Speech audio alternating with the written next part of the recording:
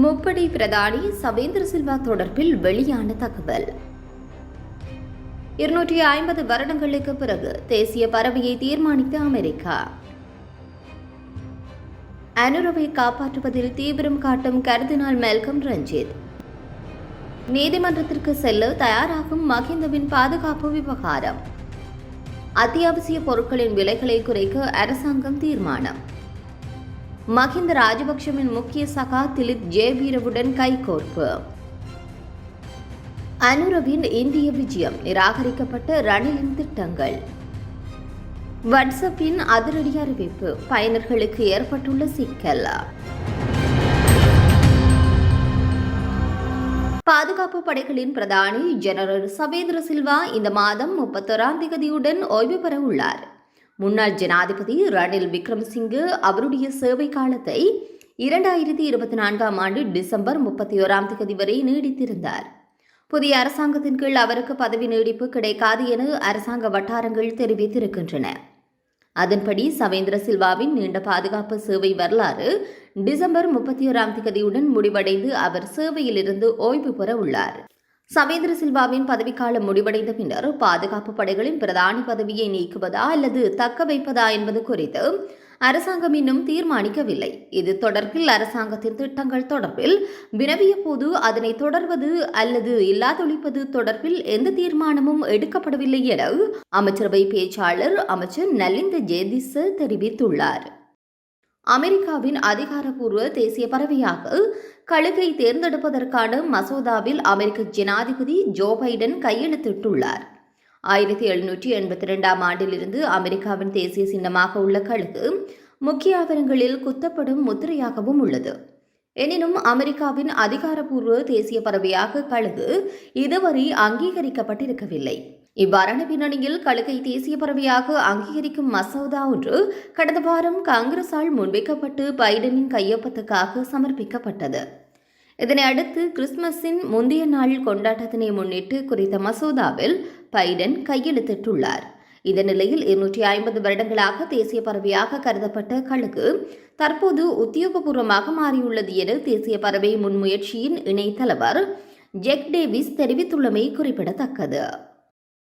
2019ஆம் ஆண்டு ஏப்ரல் மாதம் 21ஆம் தேதி இடம்பெற்ற உயிர்த்த ஞாயிறு தாக்குதல் தொடர்பில் கடந்த அரசாங்கங்கள் எந்தவித தீர்வினையும் பெற்றுக் கொடுக்காத நிலையில் தற்போது ஆட்சிப்பீடமேறியுள்ள அனுகுமார திசாநாயக்கு அரசாங்கம் இதற்கு உரிய தீர்வினை பெற்றுத் தருவதாக கூறியுள்ளது. மேலும் கடந்த காலங்களில் இடம்பெற்ற ஊடகவியலாளர் சந்திப்புகளில் இதனை பேராயர் கர்தினால் மெல்கம் ரஞ்சித்தும் குறிப்பிட்டிருந்தார். இந்த நிலையில் அனுர ஆட்சியில் உயிர்த்த ஞாயிறுடன் தொடர்புடைய விசாரணை குழுக்கள் ஆரம்பித்து அறிக்கைகள் தயாரிக்கப்பட்டுள்ளன. ஆனால் ஒரு அறிக்கைகள் கூட வெளியிடப்படவில்லை என கனடாவின் அரசியல் ஆய்வாளர் நேருகுணரட்னம் தெரிவித்திருந்தமை குறிப்பிடத்தக்கது. முன்னாள் ஜனாதிபதி மஹிந்த ராஜபக்ஷவின் பாதுகாப்பு நீக்க விவகாரத்தில் நீதிமன்றத்திற்கு கொண்டு செல்ல தேவையான ஏற்பாடுகள் மேற்கொள்ளப்பட்டு வருவதாக ஸ்ரீலங்கா பொதுஜன பெரமுனவின் தேசிய செயற்குழு உறுப்பினர் ரவீந்திர ஜெயசிங்க தெரிவித்துள்ளார். ஊடகவியலாளர் சந்திப்பொன்றில் நேற்றைய தினம் கலந்து கொண்ட போது அவர் இதனை வெளிப்படுத்தியுள்ளார். நாட்டின் பாதுகாப்பை பரிசீலித்து போலீஸ் உத்தியோகத்தர்களின் சேவை நீக்கப்பட்டாலும் பொருளாதார காரணங்களுக்காக முப்படையினரை நீக்குவதை ஏற்றுக்கொள்ள முடியாது என ரவீந்திர ஜெயசிங்க கூறியுள்ளார். தானொரு சட்டத்தன் என்ற வகையில் தேசிய மக்கள் சக்தியின் நாடாளுமன்ற உறுப்பினர் நிலாந்தி கொட்டகச்சியிட மஹிந்த ராஜபக்ஷவின் பாதுகாப்பு தொடர்பில் கூறிய கருத்து ஏற்றுக்கொள்ள முடியாது எனவும் அவர் கூறியுள்ளார். மேலும் இது மக்களை தவறாக வழிநடத்தும் நடவடிக்கை என்றும் ரவீந்திர ஜெயசிங்க தெரிவித்திருக்கின்றார். இந்த வாரம் பல அத்தியாவசிய பொருட்களின் விலைகளை குறைக்க அரசாங்கம் தீர்மானித்துள்ளதாக தெரிய வருகின்றது. செவ்வாய்க்கிழமை கலந்துரையாடிய நிலையில் அத்தியாவசிய பொருட்களை வழங்க அரசாங்கம் தயாராக இருப்பதாக வர்த்தக மற்றும் உணவு பாதுகாப்பு அமைச்சர் வசந்த சமரசிங்க தெரிவித்துள்ளார். டின் மீனின் விலை தற்போது 425 தொடக்கம் 490 ரூபாவாக விற்பனை செய்யப்படுகின்றது. எனினும் அதனை உள்ளூர் உற்பத்தியாளர்கள் 300 ரூபாய் என தெரிவிப்பதாக அமைச்சர் சுட்டிக்காட்டினார். இதன்படி இந்த வாரம் டின் மீன்கள் உள்ளிட்ட சில பொருட்களின் கட்டுப்பாட்டு விலை நிர்ணயிக்கப்படும் என அமைச்சர் கூறினார். மேலும் எதிர்வரும் 10ஆம் தேதி வரை அரிசி இறக்குமதியை செய்வதற்கு அனுமதி வழங்கப்பட்டுள்ளதாகவும் அமைச்சர் மேலும் தெரிவித்துள்ளார். இலங்கையில் பால்வளத்துறையின் அபிவிருத்தியில் இந்தியாவின் அமுல் நிறுவனத்துடன் இணைந்து செயல்படுவதற்கு ரணில் விக்ரமசிங்கவின் அரசாங்கம் மேற்கொண்ட முயற்சிகளை புதிய அரசாங்கம் பின்பற்றாது என்று தகவல்கள் வெளியாகியுள்ளன. இது தொடர்பில் கொழும்பின் ஊடகம் ஒன்றுக்கு ஆய்வு செய்தி ஒன்று வெளியிடப்பட்டுள்ளது. இலங்கை தன்னுடைய பால் உற்பத்தியை தன்னிறைவை கொண்டு வருவதற்காக இந்தியாவின் தேசிய பால்வள அபிவிருத்தி சபை மற்றும் முன்னணி சந்தை நிறுவனமான அமுல் ஆகியவற்றிடம் உதவியை கோரியிருந்தது. அந்த நேரத்தில் இலங்கையின் அரசுக்கு சொந்தமான பால் நிறுவனமான மில்கோம் மற்றும் பால் பண்ணைகளை இந்தியாவின் அமுல் பால் நிறுவனம் இலங்கையுடனான கூட்டு முயற்சியின் கீழ் கையகப்படுத்தப்பட உள்ளதாகவும் செய்திகள் வெளியாகியிருந்தன.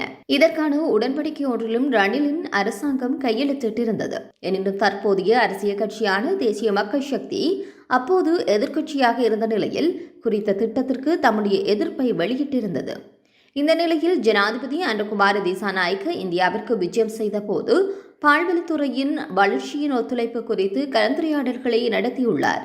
எனினும் ரணிலின் அரசாங்கம் இந்திய தரப்புடன் இணங்கிக் கொண்டு புரிந்துணர்வுகளின் அடிப்படையில் விடயங்களவையும் பேசப்படவில்லை என்றும் தகவல்கள் வெளியாகியிருக்கின்றன. உலகம் முழுவதும் உள்ள மக்களிடையே சிறந்த வரவேற்பை பெறும் சமூக ஊடகங்களில் ஒன்றான வாட்ஸ்அப் தற்போது அதிரடியான அறிவிப்பு ஒன்றை விடுத்துள்ளதாக சர்வதேச ஊடகங்கள் செய்தி வெளியிட்டுள்ளன.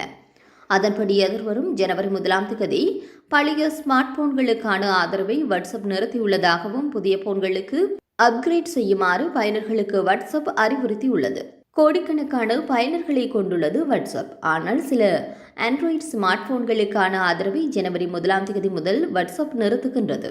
தற்போதைய காலத்தில் டிஜிட்டல் தளங்களில் தினமும் பல்வேறு மாற்றங்கள் ஏற்பட்டு வருகின்றன. அந்த வகையில் வாட்ஸ்அப் நிறுவனமானது புதிய அம்சங்கள் மற்றும் AI தொழில்நுட்பத்தை கொண்டு புதிய அப்டேட்களை அறிமுகப்படுத்தி வருகின்றது. இந்த நிலையில் தற்போது பழைய ஆண்ட்ராய்டு மற்றும் ஐபோன்கள் சில மாடல்களில் வாட்ஸ்அப் வேலை செய்யாது என்று நிறுவனம் தெரிவித்துள்ளது. இந்த போன்கள் வாட்ஸ்அப்பின் புதிய அம்சங்களை ஆதரிக்காததால் பழைய ஸ்மார்ட் போன்களுக்கான ஆதரவை வாட்ஸ்அப் நிறுத்துகின்றது.